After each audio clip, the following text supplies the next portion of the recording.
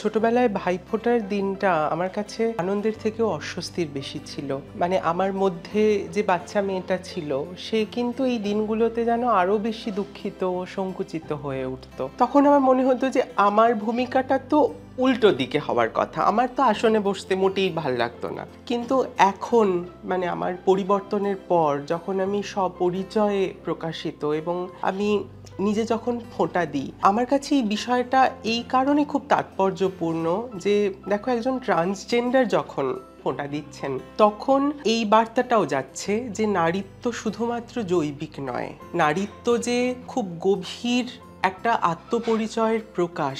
এবং এই রিচুয়ালগুলোর মধ্যে দিয়ে, এই রীতিগুলোর মধ্যে দিয়ে যে একজন ট্রান্সজেন্ডার নারী বা ট্রান্স ভাইরাও যখন ফোঁটা নিচ্ছেন তাদের অস্তিত্বকে, তাদের আইডেন্টিটিকে একটা স্বীকৃতি আমরা দিচ্ছি। ফলো করুন আনন্দবাজার.com।